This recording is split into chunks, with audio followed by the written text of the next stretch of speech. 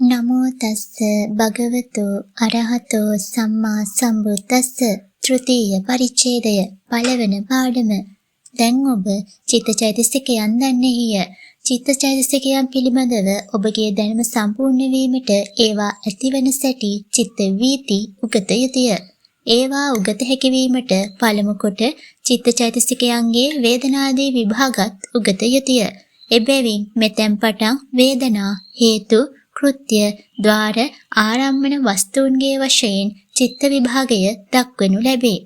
වේදනා සංග්‍රහය. සුඛ වේදනාවය, දුක්ඛ වේදනාවය, උපේක්ෂා වේදනාවයයි වේදනා තුනකි.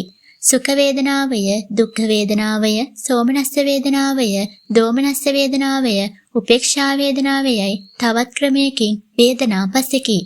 මෙහි වේදනායයි කියනුයේ දෙපනස් චෛතසිකයන්ගේ එකක් වූ වේදනා චෛතසිකයය. එය තථාගතයන් වහන්සේ විසින් නොයෙක් තැන්වල අනේකාකාරයෙන් විභාග කොට දක්වා වදාරා තිබේ. වේදනාවේ යනු අරමුණු රසයේ විඳීමය. මිහිරක් වශයෙන්ද අරමුණු රසයේ විඳිනු ලැබේ. අමිහිරක් වශයෙන්ද අරමුණු රසයේ විඳිනු ලැබේ. මධ්‍යස්ථ වශයෙන්ද අරමුණු රසයේ විඳිනු ලැබේ. මේ තුන් ආකාරයේ හැර අරමුණු රස විඳීමේ තවත් ආකාර නැත. එබැවින් වේදනාව අරමුණු රසයේ විඳීම අනුව තුන් ආකාර වේ. මෙහි පස් ආකාරයකින් වේදනාව දක්වා ඇත්තේ ඉන්ද්‍රිය දේශනාව අනුවය. ඉන්ද්‍රිය දේශනාවෙහි කායික සුඛ වේදනාව සුඛේන්ද්‍රයයිද, මානසික සුඛ වේදනාව සෝමනස්සේන්ද්‍රයයිද, කායික දුක්ඛ වේදනාව දුක්ඛේන්ද්‍රයයිද, මානසික දුක්ඛ වේදනාව දෝමනස්සේන්ද්‍රයයිද, උපේක්ෂා වේදනාව උපේක්ඛේන්ද්‍රයයිද වදාරා තිබේ.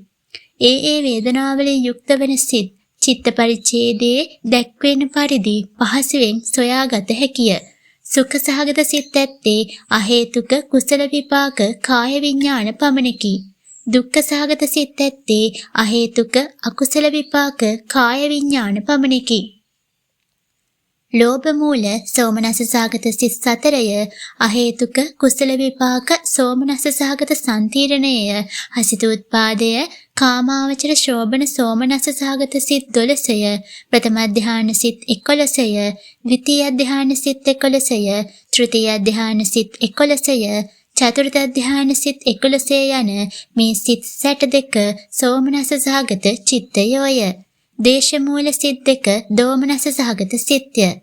අකුසලයේ 6ක්ද අහේතුකයේ 3ක්ද කාම ශෝභනයේ 12ක්ද රූපාවචරයේ 3ක්ද අරූපාවචරයේ 12ක්ද ලෝකෝත්තරයේ 8ක්ද වීමෙන් උපේක්ෂා සහගත සිත් 55ක් වේ.